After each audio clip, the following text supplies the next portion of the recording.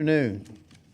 We will begin the Hurricane Delta Response and Recovery Public Briefing for Calcasieu Parish. I'm Brian Beam, Calcasieu Parish Administrator. Today is Monday, October 12th, 4 p.m., and we're here in the Parish Government Building today. And we have several speakers, but we want to lead with a pretty important little bit of summary and an announcement regarding the mandatory evacuation. So I want to cover a bit of background, and then I'll pass on the announcement from the Executive Policy Group. On October 7th, 2020, a mandatory evacuation was called for the parish of Calcasieu due to expected impacts from Hurricane Delta. This evacuation order was issued due to the significant threat of rain, wind, and storm surge in our parish and region. Due to the potential for damage to life and property, immediate emergency action was required to minimize these risks. Since landfall of the hurricane, which indeed did strike our parish, the local elected leadership has continued to monitor the progress of the restoration of multiple public services. As of today, many services in the parish have become fully operational or adequately operational to handle the return of residents. This includes water, sewer, cleared roads, trash collection, police and fire services, mosquito control, medical services, and many other things. In addition, regarding electricity, as of this briefing, a majority of customers have had power restored by the various electric utilities, and over the next 24 to 48 hours, much of this restoration will be complete. An effective recovery after a storm at this stage also requires that local businesses get back up and running so that they can begin to help citizens with the recovery. So all of these factors have been discussed among the local officials with the responsibility to evaluate and make recommendations. And therefore, at this time, we are announcing that the Calcasieu Parish Police Jury President, in consultation with the Executive Policy Group, has approved the lifting of the mandatory evacuation order effective Tuesday, October 13th, 2020 at 12 p.m. noon. So I'll repeat that. We are announcing today the Police Jury President, in consultation with the Executive Policy Group, has approved the lifting of the mandatory evacuation effective tomorrow, which is Tuesday, October 13th, 2020 at 12 p.m. I want to cover a few details about that, and then if there's any questions on that item, I can announce it or get Mr. Grimion or others that may need to come forward. So what does this mean for our citizens? Well, obviously that means if you had your own transportation and you're still waiting for that to be done, you have a timeline now as to when that'll be affected. If you have been evacuated by bus, or if you are being assisted through a FEMA or Red Cross program, you will continue to receive these services until additional services can be put in place for your return. Now, what I mean is a mandatory evacuation lifting does not impact in any way those folks who have been sheltered through that program. So nobody loses that sheltering for now, and I want to make sure that's understood. So nobody's going to be kicked out of any hotel or other shelter because of this. I just want to make that clear. Upon your return, you may find that your home is deemed to be unlivable. Unfortunately, we have some of that, and we had a lot of that in Laura.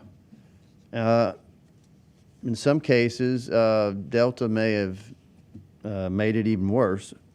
But if that's the case, we do have processes in place to assist you with shelter needs. So if you return and your home is unlivable, we ask you to contact or call 911, and you will be given further information. So that's the standard 911 if you cannot go back into your home or live there. If you return home and you choose to stay and you need any other type of assistance, we'll ask you to call 211. That is a very helpful service But 911 is important if you just feel like you have to leave the parish because your dwelling is unlivable. And we encourage returning residents to exercise patience, as you might expect lengthy travel times returning back into the parish. Some have come back, obviously, since the storm has passed, but there's still a lot out there who haven't. So we feel in this case, and I think it's a little pretty evident, maybe it was harder after Laura because it was so much damage, but the local elected officials feel very confident that the timing is good for this, and we have a whole lot of restored services already in place, and they purposely wanted to wait until tomorrow to make it effective, to give a little lead time. Several people are in hotels, gives them time, they can stay overnight, time to check out. We didn't want to rush that. So that is the main announcement regarding the evacuation lifting. If there are any questions, we certainly can answer those at this time. We're still going to give our report on what services are available, but I just wanted to pause in case there were any. Okay. We, of course, since Hurricane Delta has passed through, we've had to start over on some of the same services we did after Laura. One of those is what we call our pods, which is sort of slang for locations where you can get basic services or basic goods such as food, water, ice, and other needs. And I'm going to ask Dick Grimion to come up. He is our emergency preparedness director, and he's got information on these and some other items as well. Dick?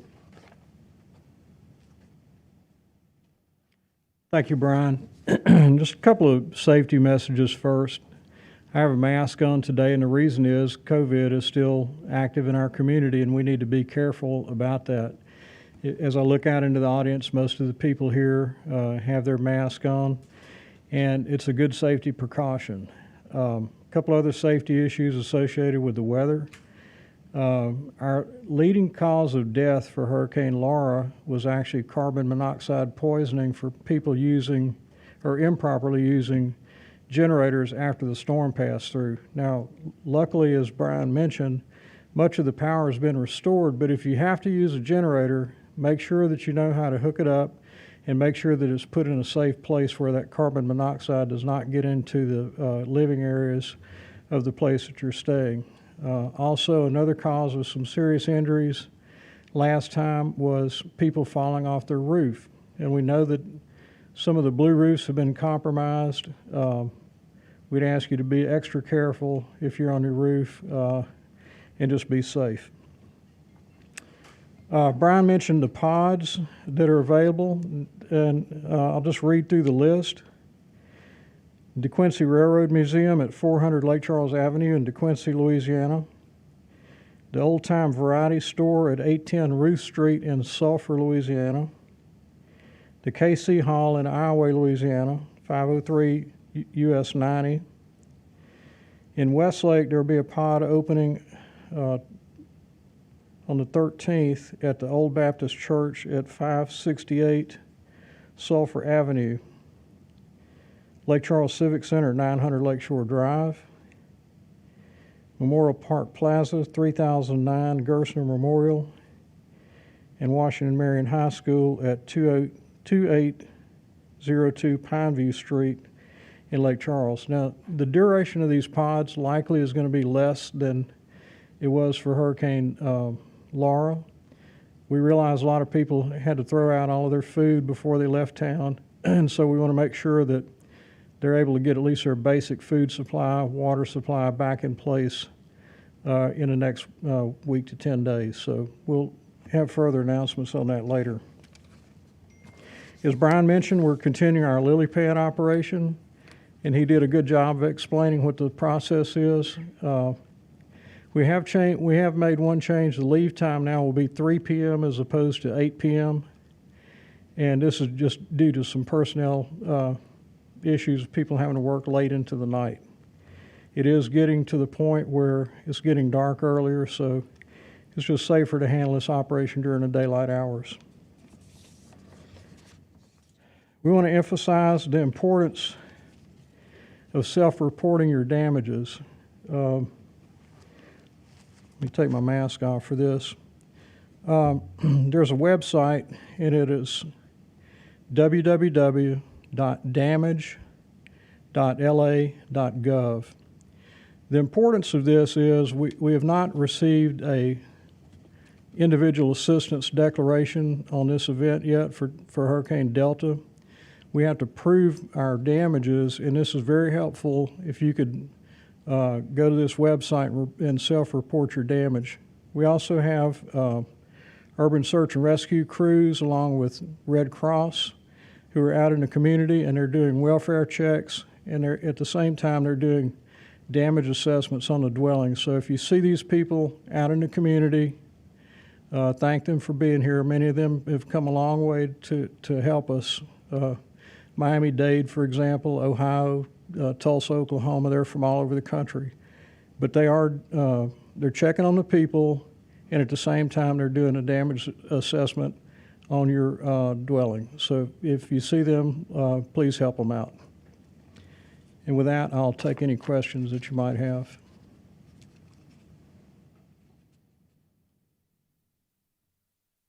Type of a damage assessment do they do on your home, and do they need to interview you, or what are they looking for? It will primarily be outside, Teresa, but obviously if the homeowner is home, they'd like to speak to them and they can tell them what kind of damage they have inside the house.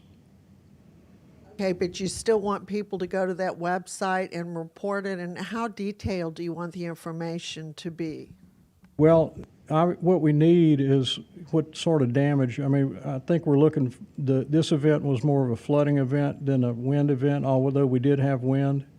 So any damages that you see on your dwelling, just report those to these folks. They'll jot it down, and then we'll combine that to send it to FEMA for consideration. And do you want to go ahead and remind people what they can get if they visit the pods that you listed? At the pods will be food, MREs, water, bottled water, and ice. Okay, anyone else? Okay, thank you. Next, we'll hear from law enforcement today. Calcasieu Parish Sheriff's Office Chief Deputy Stitch Gilry is going to speak.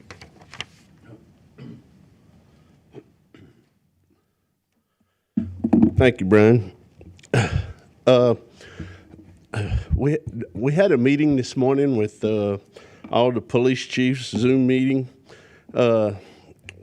It's important to let you know that all of the chiefs of police in our parish were in support of lifting this evac order. They are ready to accept their citizens. We have a change to the curfew starting tonight. The new curfew will start tonight. The new curfew is from 10 p.m. to 6 a.m. 10 p.m. to 6 a.m. There are still some areas without electricity. We will evaluate daily how many people are out of electricity. Later on this week, we could lift the curfew completely. We've been in contact with Energy and Beauregard Electric, and we're trying to come to an end game on this curfew. Since we had the last law enforcement report, there have been a total of 78 arrests. Within that 78, 41 of those people were charged with curfew violation. We're stepping up our enforcement on this curfew. If you're in neighborhoods where you shouldn't be, after curfew, you're probably going to be stopped. Last night, we booked 31 people in jail for curfew violation just last night. So apparently people hadn't been taking this curfew too serious, but I can tell you our efforts have been stepped up tremendously. So with us moving it up to 10, if you have a reason to be out, if you're going to work, You're a plant worker, you're a nurse coming home, you got a legitimate reason. If you're just out there, just riding around being mischievous, then you're probably going to be stopped and you could be arrested. Also, I wanted to add, starting tomorrow, the sheriff's office will resume normal operations at our office. So starting tomorrow, if you have business at the sheriff's office, we will have normal operations. In closing, I just want to say one thing. You know, we've been doing this for, what, 8 weeks now? 7 weeks? 8 weeks? I just want to say thank you to all of those employees out there that work for the parish, that work for different police departments, that get up and come to work every day and do their job, and they have damage to their houses. You know, it's tough when you know your house has been damaged or totaled. I know at the sheriff's office we have 42 employees that completely lost their house, but they continue every day to get up and come to work. And that's just not the sheriff's office, that's for all of our government employees. I just want to say thank you to those people that, you know, making those sacrifices for us. It helps make our community safer. At this time, I'd like to introduce Lieutenant Colonel Joplin from the Louisiana National Guard to give his report. Thank you. Oh, anybody got any questions? Thank you.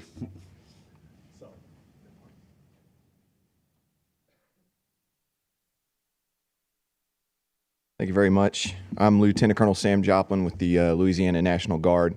Currently, I'm working with your outstanding EOC staff, headed up by Mr. Grimion, with a government support team. We're here primarily to assist them in coordinating this recovery effort, liaise with the National Guard, and assist them in that capacity. As he mentioned, we have 6 points of distribution set up, with a 7th coming online tomorrow at West Lake. We'll continue to support that. And of course, there's a huge logistical chain that comes with those points of distribution, so your Louisiana National Guard is proudly supporting that. In addition to that, the Guard has been involved in security support throughout the parish, and that is drawing down now with some debris clearance and obviously providing generators at those locations that need them. There's 4 of us in the GST. We also have another liaison officer working with us, and at least part of us will remain on the staff with your EOC staff for the foreseeable future. Pending any questions, that's all I have. Thank you.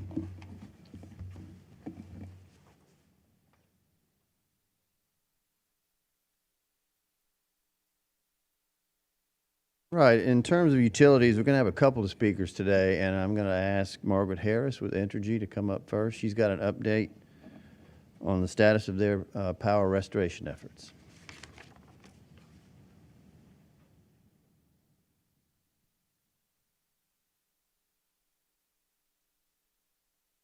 Good afternoon.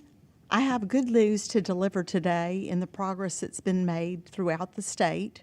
On Saturday, I mentioned to you that Hurricane Delta actually created more outages in the state of Louisiana than Hurricane Laura.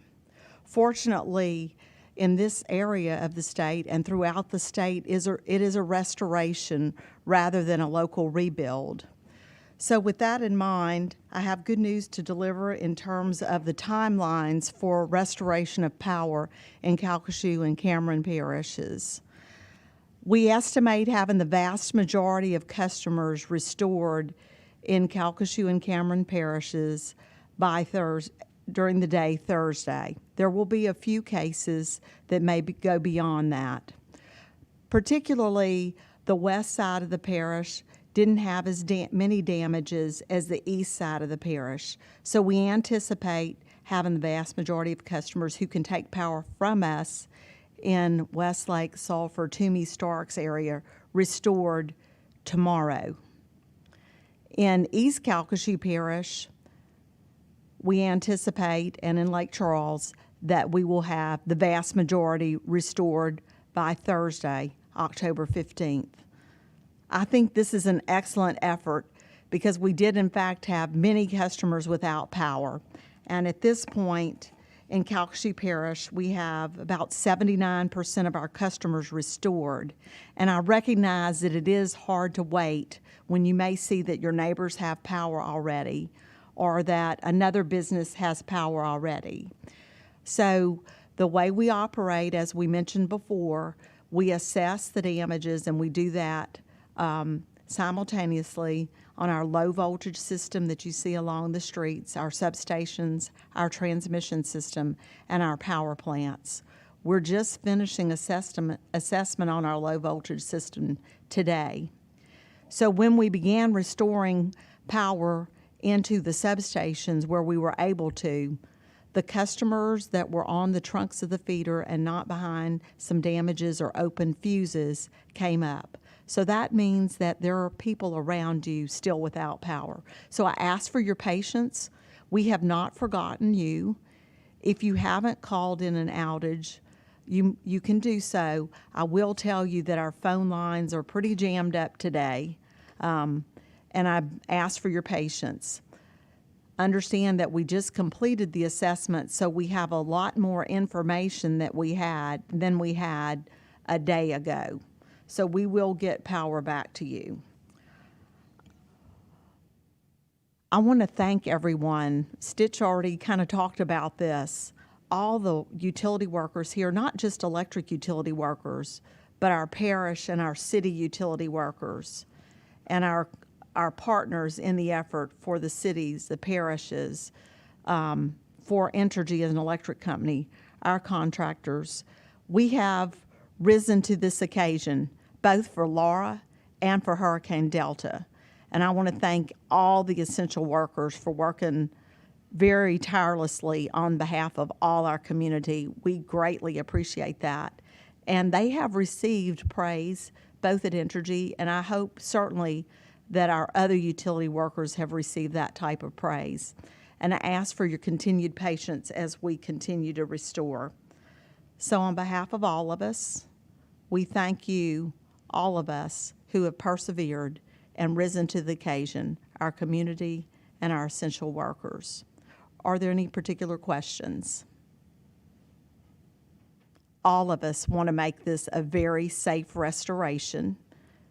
I have gotten word of a couple of live wires today where we have a few downed wires that are live. I want to remind you, call 1-800-ENERGY to report that and assume that every wire down is a live wire. Thank you, and we look forward to a safe and successful restoration.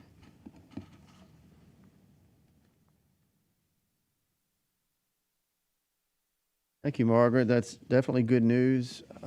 I also want to share Beauregard Electric is in a similar position. I think a majority have been restored, and most of that, maybe even all of that, within that same time frame as Entergy should be up and running. And of course, any other details on that, you can contact them directly. We appreciate Robbie Lee with Suddenlink being here today, and he's going to update us on their operations.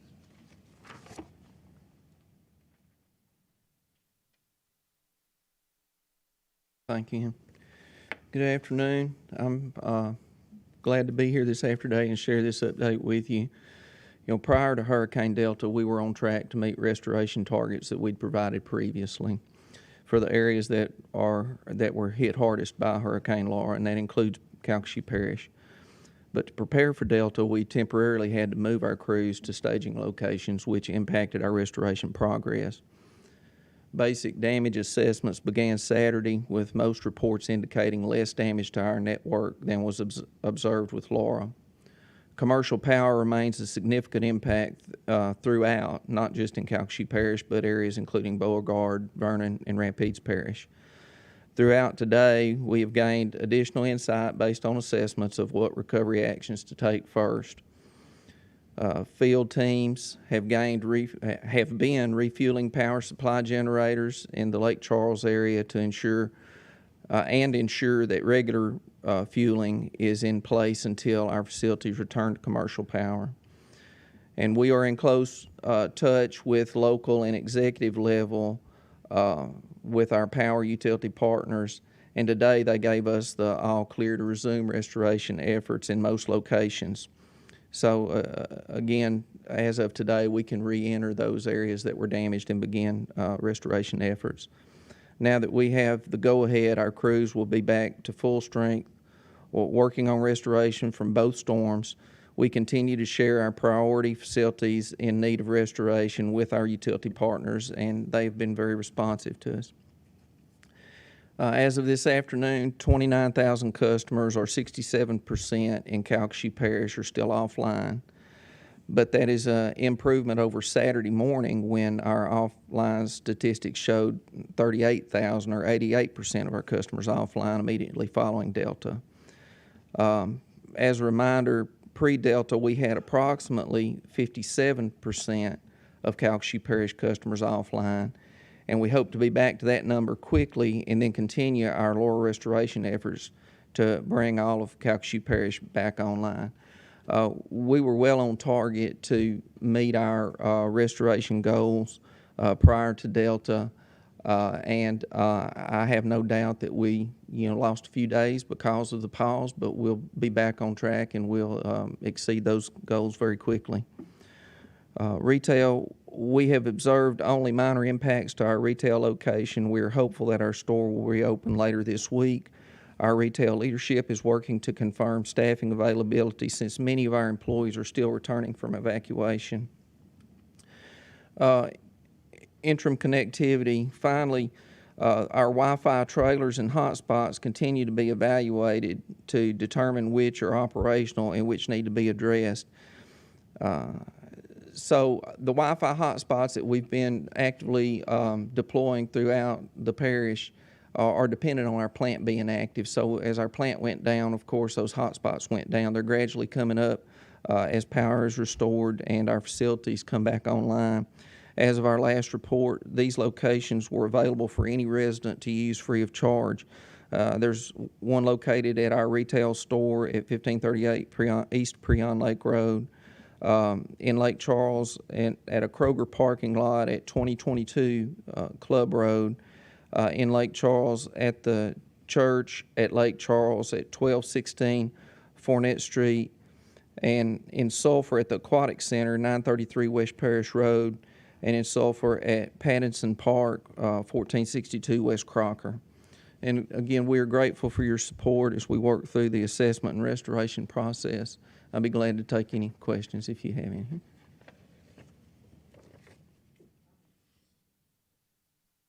Do you update us on the timeline that you have now? By what day do you expect to have restored all of your services to people in Calcasieu Parish? Our timeline didn't change from the previous, timeline that was communicated. I think it was a 6-week timeline, something like that, for 100%. Mid-November, I think, was the date, although we were on track to be 50% recovered by the end of the week that Delta hit. So I anticipate us beating that target date. We expect to be able to increase 20% of connectivity back, of customers back online every 2 weeks, from that 50% mark on out. So I feel real good that we'll make that initial assessment, if not beat it. Okay, thank y'all.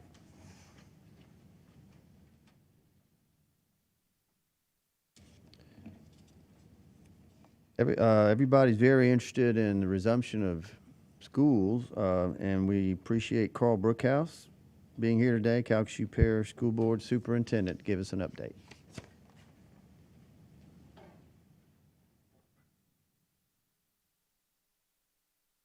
Thanks for having me. We were fairly pleased with our progress up until the time Delta hit. So we began we had 18 schools that had students back.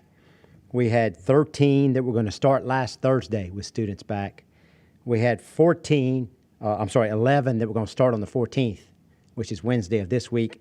And then we had 17 more that would have started next week for a total of 59. That would have left us 4 campuses not open.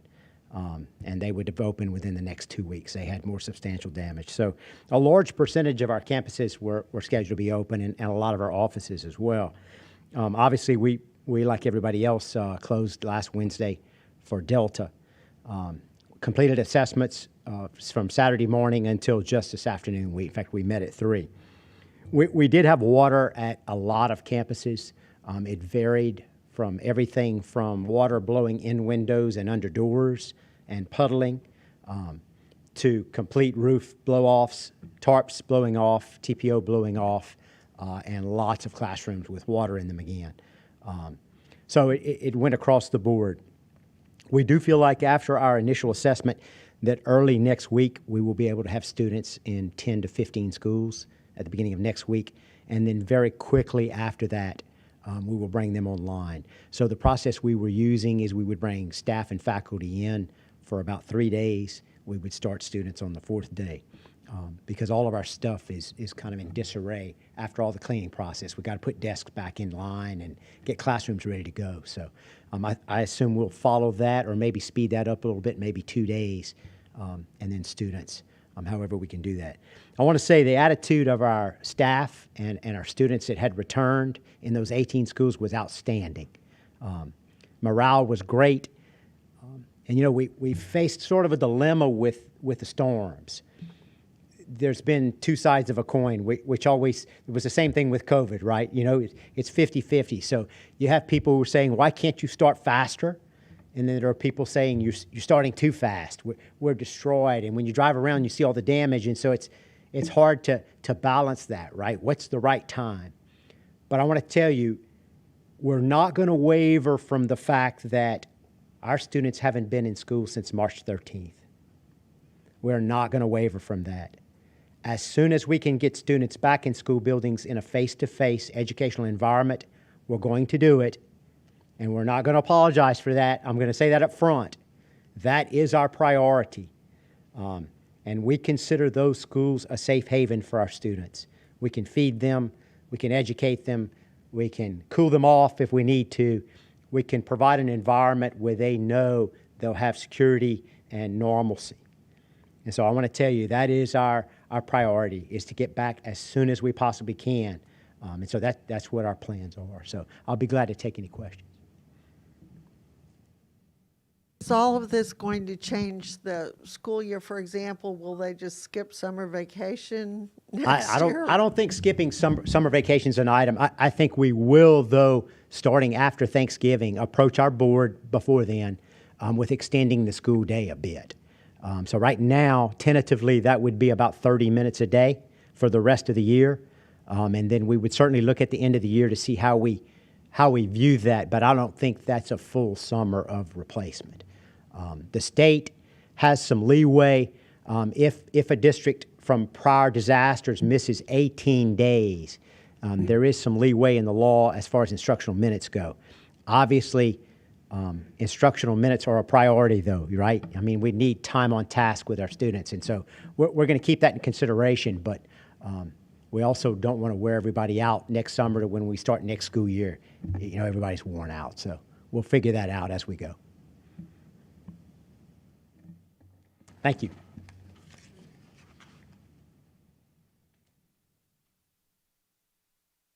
Thank you, Carl, for that important update. Well, we're mentioning it on behalf of the police jury. Our offices, our services are being provided as we speak. We have several buildings, though, and they're still being assessed.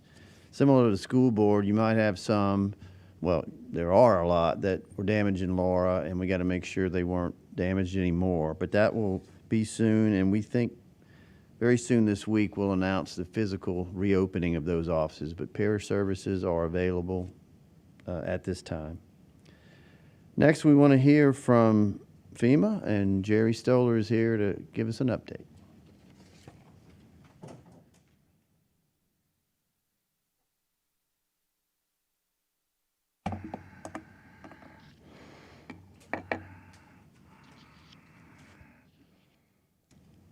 Thank you, Brian. It's good to be here this afternoon, and certainly we're very encouraged by the announcement that mandatory evacuation order's been lifted. We've got a little more permissive direction on the curfew.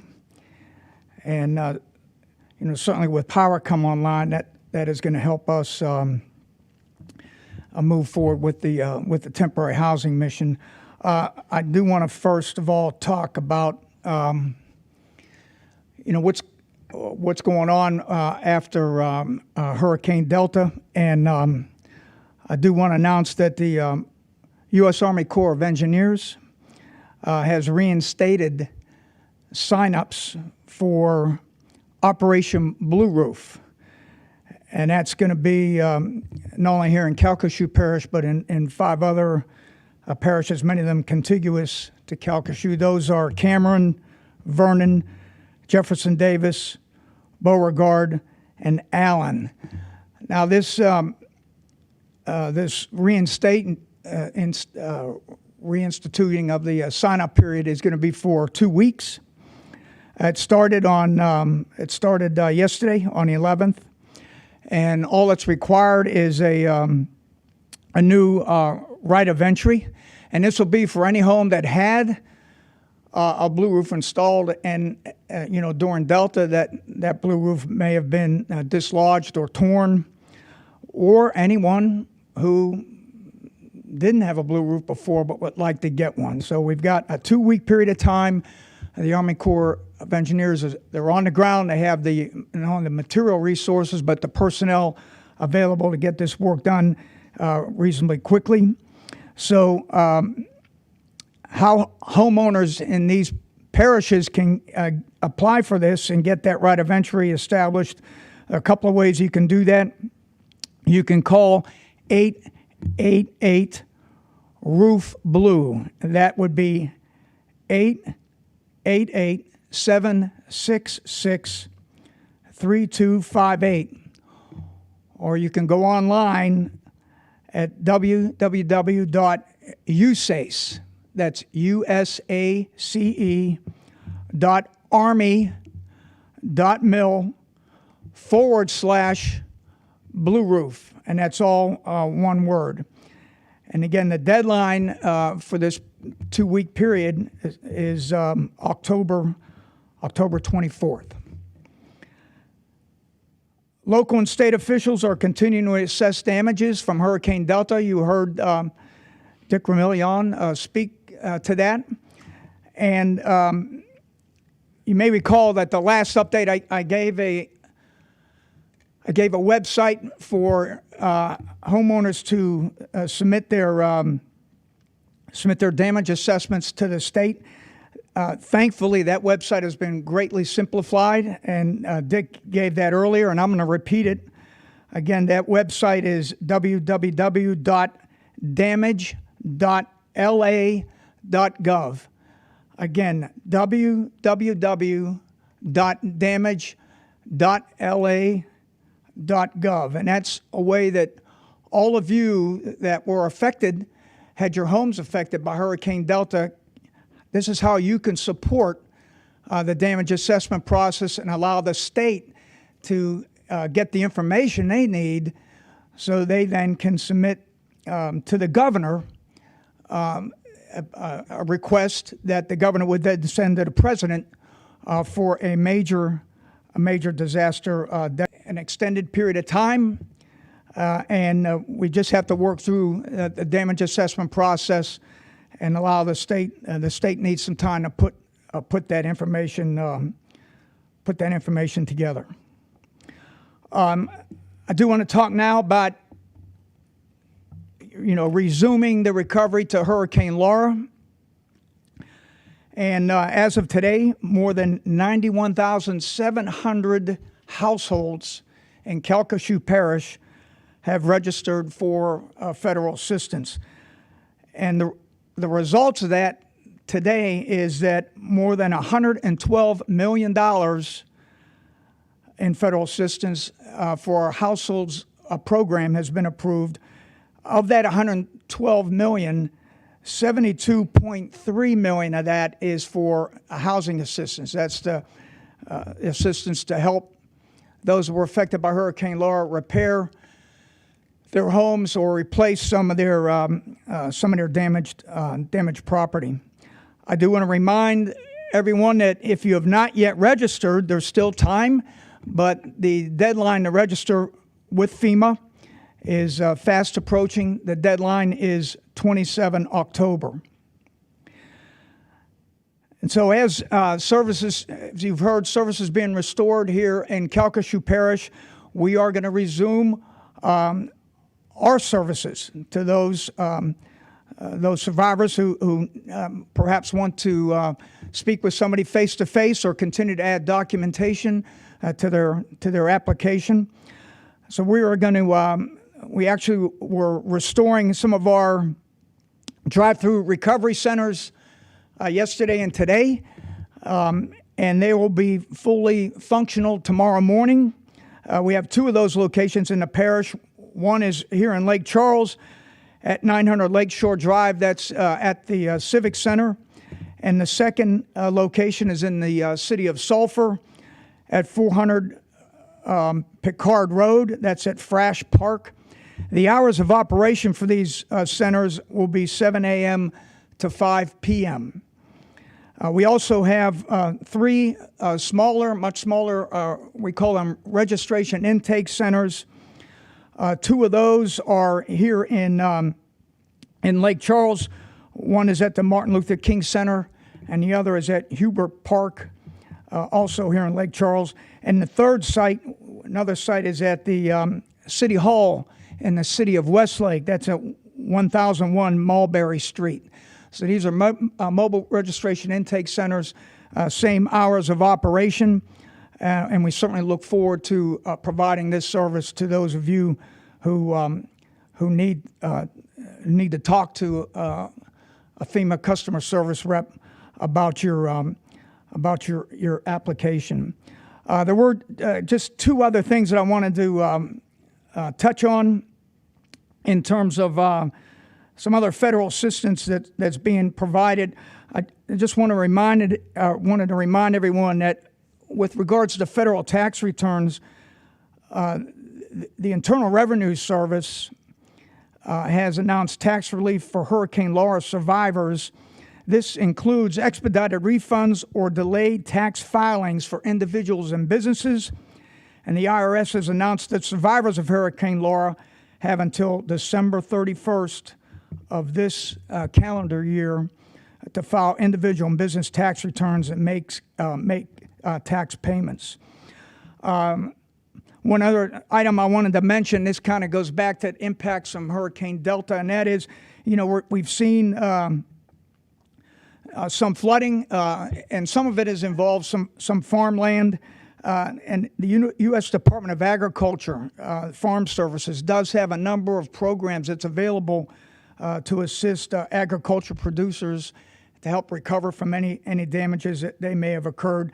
And that information can be found at www.farmers.gov for information on U.S. Department of Agriculture Farm Services. And that there is, on one other side I did want to mention is the governor's office. They've launched an online hub for Hurricane Laura information, and this is at hurricanelaura.la.gov. Now, there are a number of resources on this site. It talks a lot about counseling services, behavioral health services that may be available, but something else that might be of interest is how to go about replacing some important documents or papers like birth certificates, a driver's license, marriage or divorce documents, things that may have been damaged in the storm. You can find a lot of information, again, at hurricanelaura.la.gov for some information on how to replace some of those important personal papers that may have been lost or damaged during the storm. And that pretty much concludes my update for today's subject. Any questions? Yes, ma'am. I just wanted to clarify, when you said the deadline for registering with FEMA was October 27th, you were referring only to Hurricane Laura, right? That's for Because you Hurricane. can't register with FEMA in connection with Hurricane Delta until if and when there's a disaster declaration. Is that correct? That is correct. So, and did you need to have registered with FEMA to get a blue roof? No, ma'am. You do not need to register with FEMA to qualify to get a blue roof. That is for anyone who has had any damage and at no impact whether or not you've registered with FEMA or not. Okay, so you only have to have registered with FEMA to perhaps qualify for an SBA loan.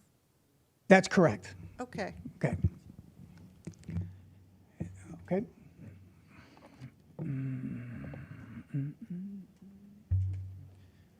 Thank you, Jerry. We'll wrap up as we do normally with comments from some of our elected officials. First, we'll hear from Calcasieu Parish Police Jury President Tony Gilby.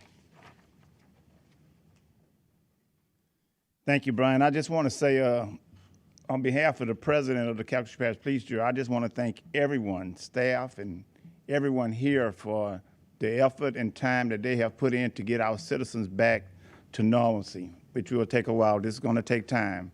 But I want to say thank you with all my heart to everyone here. I don't want to call out everybody because I'll miss somebody, but thank you from me. We are back in recovery mode and continue to work hard to get back to providing essential services to our community that will get us back to normal. This will take time and will be a challenge, but we will overcome it. We have also added an added challenge for making sure our voices and our residents are continued in a few different ways. I have two very important issues. First, we have the census going on which is very important. I'm asking everyone, if they haven't, we're only at 59%, and I'm asking everyone to please go online or call the census. We are talking about $600 billion for every year for 10 years of federal funding coming to our way. So I'm asking everyone to please go online and do that. The response online is 2020census.gov or by calling 844-330-2020. And I have another important issue. It is election coming up, and we want to talk about early voting for our November race, November the 3rd race. Early voting will take place from Friday, October the 16th to Tuesday to October 27th, excluding Sundays, from 8 to 7. Early voting locations will be at the Sulphur Law Enforcement Center at 500 North Huntington Street in Sulphur, Moss Bluff Library at 261 Parish Road in Moss Bluff, Lake Charles, and the Lake Charles Civic Center for those residents of Lake Charles Exhibition Hall at 900 Lakeshore Drive. Again, please, we need everybody to please do the census and also the voting. So thank you, everyone. Thank you. Thank you, Tony. And just a little addendum on the election. There's going to be a couple of what they call mega sites for voting. A lot of places won't be available, but there's a plan for that, and you'll hear more as this starts. But if you caught Tony's dates on early voting, that starts actually this Friday, and it's again for a 2-week period like it was in the spring. We'll hear next from Mayor of Lake Charles, Nick Hunter.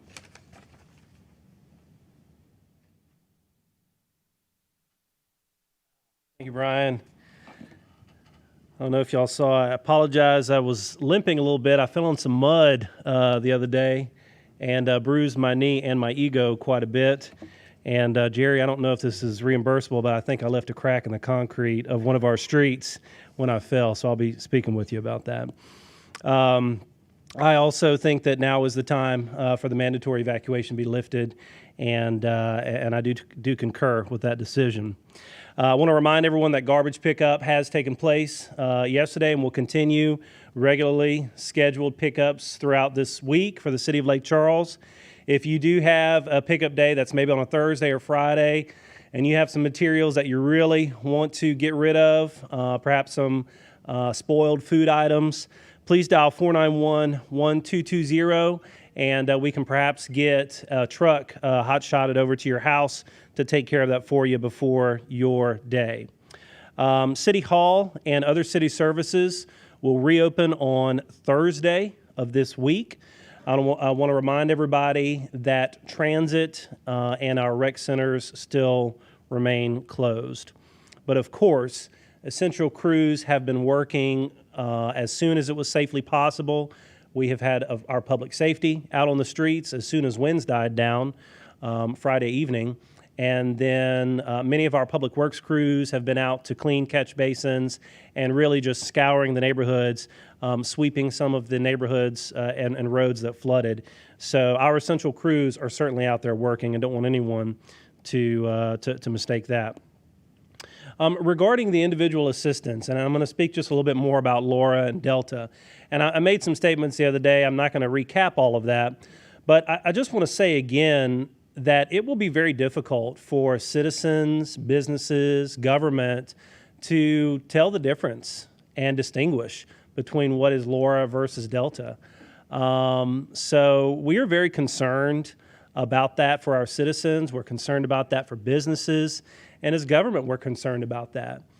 It is very possible, in fact, I'm going to guarantee you that there is some damage that occurred in this community for Delta that would not have occurred if we wouldn't have been hit by Laura. And I certainly hope that the federal government will remember that. I'm going to, again, call upon some precedent set in 2018 with Hurricane Michael, which was a very powerful storm, a Category 5 storm. And there was 100% FEMA reimbursement for that storm. Laura was a 4, Delta was a 2. I guarantee you that the average citizen here in Southwest Louisiana has had as much damage, and pain, and suffering as those citizens in the Panhandle of Florida did with Hurricane Michael. And I would be very disappointed if I have to look citizens in the face and say that we were treated differently than those citizens were in 2018. I do not believe the history books have written the final chapter on the federal response for hurricanes Laura and Delta, and I hope when that is written that it will be a chapter that we can look on with some pride. And so I want to thank Jerry and all of the federal representatives and different representatives from different federal agencies for communicating with us, for offering their considerations. But I do just want to voice again that those concerns are very real, that for a citizen that was affected by Delta, they should not be treated differently than a citizen that was affected by Laura. And I will be very disappointed if that is somehow the case as the days and weeks go on. And I'll end on this before I take any questions. You know, we here in Southwest Louisiana, we kind of have grit in our veins. I think we are a very strong community, sometimes a very proud community, and sometimes it is a little out of character for us to admit if we are feeling a little despondent or a little down. And the most popular question in the world is, how are you? And a lot of times, just 99% of the time, your immediate inclination is to say, I'm okay, I'm fine, I'm doing fine. You know, right now, there's a lot of people that probably are not doing okay, and that's okay. There's probably a lot of people that are going through the motions during the day, and I even feel it sometimes. You know, you're going through the motions during the day, you're going 100 miles an hour, then when you get home, you sit down and you stop, that's when you really start to feel tired, and that's when you really start to feel the weight of the world on your shoulders sometimes. And I just want to encourage people to reach out. If you do need to talk with someone, if you are feeling a little down, those are not emotions that you should be ashamed of. Those are things that are very natural right now. 211 is an excellent number administered by United Way. 211 can connect you with services immediately if you call them and want to talk to them about anything you need. But if you want to talk to them about some emotions or thoughts that you're having or having difficulty dealing with some of those thoughts, call 211. They can connect you with someone immediately who's educated on how to discuss those issues with you. And even more locally, our Family and Youth Counseling Agency is a wonderful organization. And they do stellar work throughout the year, 365 days a year. And so if you'd rather talk with someone locally, they are administering a lot of those conversations over the phone or via Zoom because of COVID-19. But if you would like to reach out to them locally, you can dial 884-5390 or 5685. We want to take care of ourselves right now. We are strong. We're going to get through this. We're resilient. But in the thick of it, sometimes you do feel just a little down, and that's okay. With what we just went through, that is to be expected. That is to be expected. So that's the end of my report, unless there are any questions. I was just wondering if there is a way to, or a plan, or an effort underway to distinguish between Laura damage and Delta damage, and if anyone is pursuing that. I'm sure that there are probably some people who are going to look at something and say, well, I know Delta did that, but this I can't remember. Did Delta do this or did Laura do that? I mean, what, if any, thoughts do you have on how to distinguish it and perhaps arrive at some kind of meaningful assessment? So are you speaking in reference to FEMA? Well, I guess with regard to FEMA as well as insurance companies. Sure. Well, I can tell you with FEMA right now, my request is that the incidents be combined so that people not have to do that. That has not been decided upon yet, I guess we'll say. There is precedent for that as well, and that's one of the things I spoke about the other day, is you can combine disasters. And right now, it will be very difficult for someone to go through their house and point and say, well, this water came from Delta or this water came from Laura. So I would yield to Jerry if he wants to comment on the policy as it is today. But I can tell you that my request and my strong desire would be that there not be a differentiation between the two, that they be combined into one disaster. Now, on the insurance side, I'll tell you that I spoke with my insurer today, and they did tell me, which was not what I thought it was going to be, they told me that I would have two separate claims for two different policies. And that was disappointing to hear. I'll be honest, disappointing to hear. But look, we're going to be going through and finding those answers as much as we can. I can probably connect people with some of those answers to FEMA and the insurance agencies better than Nick Hunter, myself right now, can answer those immediately. But Jerry, do you have anything to add to that? I'll let you. Yes, sir. Thank you. Yeah, as I said before, the state right now is going through a very deliberate assessment of damages, not just here in Calcasieu Parish, but across the state, okay? Once the results of those assessments are complete, then the state is going to make a determination as to whether or not they're going to recommend to the governor if he should, request a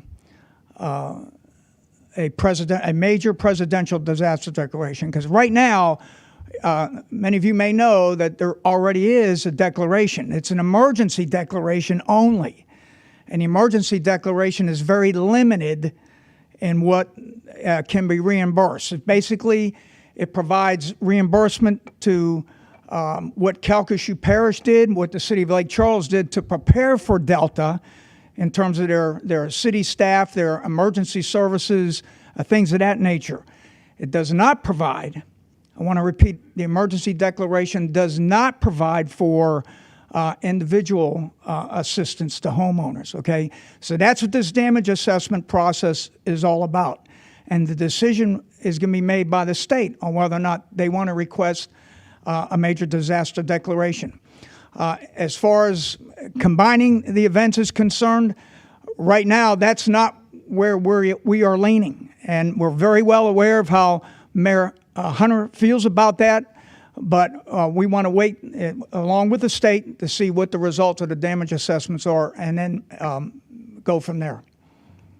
So that's pretty much all I have on that. Yes, sir.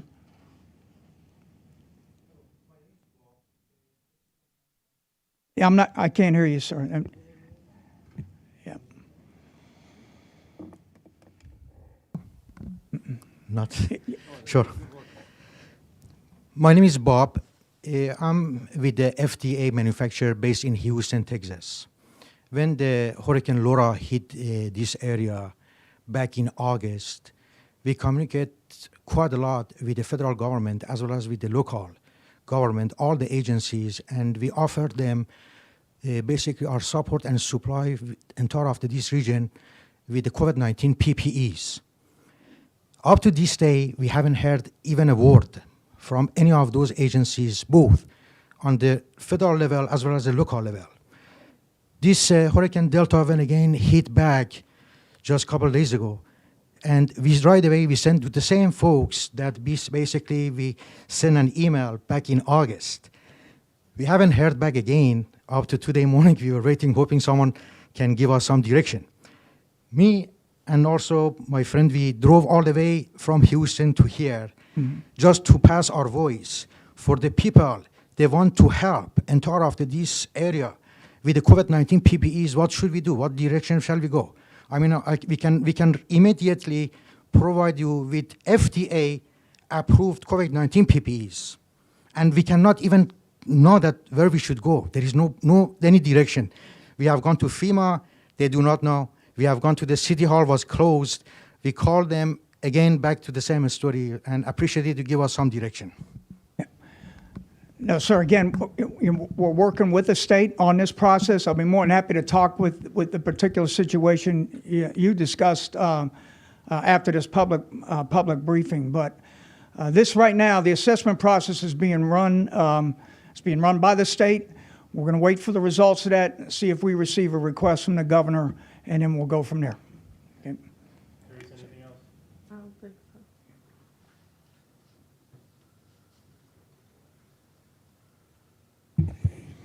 Thank you, Jerry. Perhaps to the gentleman's question, Dick Gremion, maybe you can talk afterwards, put them in touch with some of the medical resources. That wraps up our briefing for today. We will hold another public briefing Wednesday, October 14th at 4 p.m. here in the Parish Government Building. Till then, everybody stay safe. Thank you.